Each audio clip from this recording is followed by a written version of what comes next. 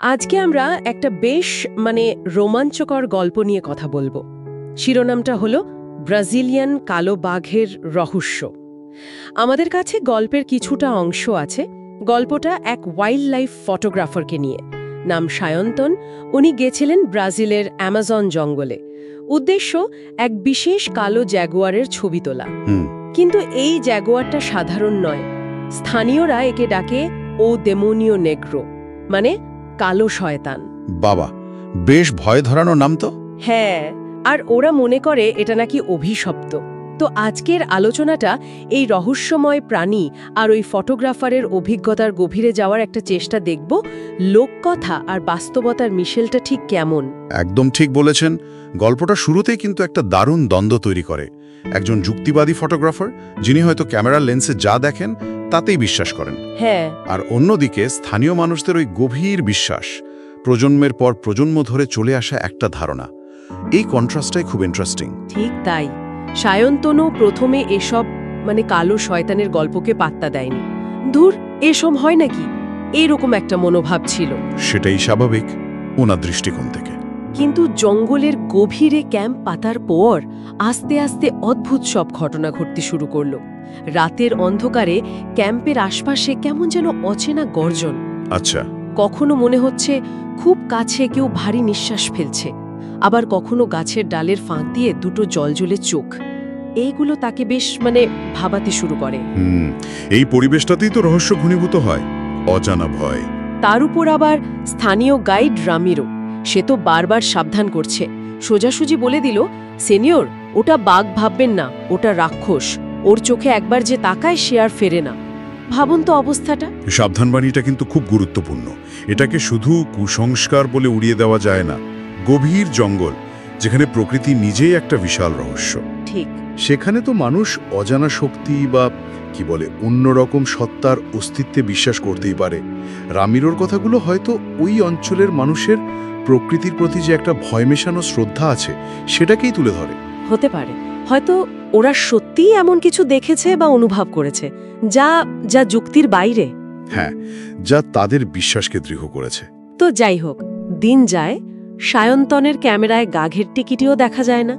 কিন্তু চতুর্থ রাতে ঘটনাটা অন্যদিকে মোড় নেয়। কিরকম? ওনার যে ক্যামেরা ট্র্যাপ পাতা ছিল তাতে ধরা পড়ে এক বিশাল কালো ছায়া। সেই কিংবদন্তির বাঘ পাওয়া গেল তাহলে? হ্যাঁ, কিন্তু ছবিটা তোলার ঠিক পরপরই চারপাশটা কেমন যেন একদম থমথমে নিস্তব্ধ হয়ে যায়। আর সায়ন্তন স্পষ্ট অনুভব করে তার একদম পেছনে, খুব কাছে কেউ দাঁড়িয়ে আছে। গায়ে কাঁটা দেয় এই মুহূর্তটা। একদিকে ছবি পাওয়ার আনন্দ বা উত্তেজনা, আবার ঠিক তখনই ভয়টা এসে জাপটে ধরছে। সাংঘাতিক পরিস্থিতি। ওই নিস্তব্ধতাটাই যেন আরো ভয়ের। হ্যাঁ, নিস্তব্ধতাটা এখানে খুব সিগনিফিক্যান্ট, যেন প্রকৃতিও দমবন্ধ করে আছে। আর তারপর যা ঘটল সেটা আরো অদ্ভুত। সায়ন্তন সাহস করে ঘোরে আর দেখে বাঘটা তার সামনেই, খুব কাছে। আক্রমণ করল না? না, সেটাই তো অবাক করা ব্যাপার। আর বাঘটাও যেন কেমন অন্যরকম, সাধারণ জ্যাগুয়ারের মতো নয়। ওর চোখে যেন মানুষের মতো বুদ্ধি। মানুষের মতো বুদ্ধি? হ্যাঁ, আর মিশকালো চামড়ায় অদ্ভুত কিছু চিহ্ন, ঠিক যেন ওই আদিবাসীদের ট্যাটু যেমন হয়। ট্যাটু কালো জাগুয়ারের গায়ে? হ্যাঁ। তখনই সায়ন্তনের মনে পড়ে যায় জঙ্গলের গভীরে শোনা সেই পুরনো কাহিনীটা, এক অভিশপ্ত যোদ্ধার গল্প। অভিশাপের কারণে যে নাকি বাঘে রূপান্তরিত হয়েছিল। এবার তো গল্পটা অন্য মোড় নিচ্ছে। গায়ে ট্যাটুর মতো চিহ্ন, চোখে বুদ্ধি, লোককথার সাথে মিলে যাচ্ছে। ঠিক। এই বিবরণটা অসাধারণ। এই ট্যাটু আর বুদ্ধিদীপ্ত চোখের উল্লেখ গল্পটাকে নিছক একটা বন্যপ্রাণী দেখার অভিজ্ঞতা থেকে কোথায় যেন নিয়ে যায়। একদম। এখানেই লোককথা আর বাস্তবতার সীমারেখাটা প্রায় মুছে যাচ্ছে। ওই অভিশপ্ত যোদ্ধার কিংবদন্তি হঠাৎ করেই যেন শুধু গল্প থাকছে না, মনে হচ্ছে যেন সায়ন্তনের অভিজ্ঞতার সাথে মিলেমিশে এক হয়ে যাচ্ছে। এটা কি তাহলে সত্যিই সেই যোদ্ধা, নাকি সবটাই সায়ন্তনের মনের ভুল, ভয় থেকে তৈরি কল্পনা? গল্পটা কিন্তু এই প্রশ্নটা খোলা রাখছে, উত্তর দিচ্ছে না। বাঘটা কিন্তু কিছুই করল না। কিছুক্ষণ শুধু সায়ন্তনের দিকে স্থির চোখে তাকিয়ে থাকলো, তারপর জঙ্গলের ঘন কুয়াশার মধ্যে আস্তে আস্তে মিলিয়ে গেল। যেন শুধু দেখা দিতেই এসেছিল, নিজের অস্তিত্বটা জানান দিতে। হ্যাঁ, অনেকটা সেরকমই। পরে সায়ন্তন যখন ক্যামেরা চেক করল, দেখল বাঘের সব ছবি ঝাপসা, প্রায় কিছুই বোঝা যাচ্ছে না। আচ্ছা, এত কাছ থেকে দেখার পরেও? হ্যাঁ, শুধু শুধু একটা জিনিস একদম স্পষ্ট, ওই দুটো চোখ আগুনের গোলার মতো জ্বলজ্বল করছে। বাহ, ঝাপসা ছবি আর স্পষ্ট চোখ, এই বৈপরীত্যটা দারুণ প্রতীকী। কিভাবে?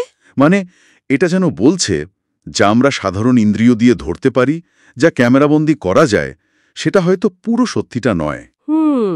অভিজ্ঞতাটা হয়তো তার থেকেও গভীর, যা শুধু অনুভব করা যায়। ওই ঝাপসা ছবিটা হয়তো টেকনোলজির ব্যর্থতা নয়, বরং অভিজ্ঞতার ওই অলৌকিক বা ব্যাখ্যাতীত দিকটারই ইঙ্গিত। ঠিক, যা ক্যামেরা ধরতে পারে না তা কি আসলেই নেই, নাকি অন্য কোনো মাত্রায় তার অস্তিত্ব আছে? হ্যাঁ, এই প্রশ্নটাই জাগে। গল্পের শেষে সায়ন্তনের উপলব্ধিটাও ঠিক এই রকমই। উনি ভাবছেন, সব প্রাণীকে ক্যামেরায় ধরা যায় না, কিছু প্রাণী শুধু মনে থেকে যায়, রূপকথার মতো।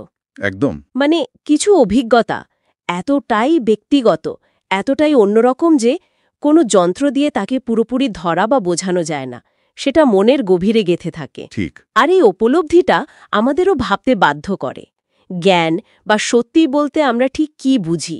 শুধু কি সায়েন্টিফিক প্রমাণ, তথ্য, নাকি ব্যক্তিগত অভিজ্ঞতা, অনুভূতি, এমনকি প্রজন্মের পর প্রজন্ম ধরে চলে আসা লোককথাগুলো, সেগুলো কি সত্যি নয়, অন্য ধরনের সত্যি? গল্পটা হয়তো আমাদের এই চেনা বাস্তবতার ধারণাটাকেই একটু নাড়িয়ে দিয়ে যায়। সত্যি তাই। শেষ একটা বড় প্রশ্ন তো থাকেই, যদি ধরে নিই প্রাচীন বিশ্বাস অনুযায়ী মানুষ বা আত্মা পশুতে রূপান্তরিত হতে পারে, বা পশুর মধ্যে কোনো বিশেষ শক্তি থাকতে পারে, হ্যাঁ, তাহলে এই ধারণাগুলো বন্যপ্রাণী সম্পর্কে আমাদের ভয় বা শ্রদ্ধাকে কিভাবে প্রভাবিত করেছে যুগ যুগ ধরে? আমরা কি শুধু তাদের স্বাভাবিক হিংস্রতার জন্যই ভয় পাই, নাকি এই লোককথা বা বিশ্বাসের কারণে তাদের আমরা আরও বেশি রহস্যময়, প্রায় অতিপ্রাকৃত কোনো সত্তা হিসেবে দেখি? সেটাই। এটা কিন্তু বেশ ভাবার মতো একটা বিষয়, তাই না? অবশ্যই। ভয়, শ্রদ্ধা, রহস্য সব মিলিয়ে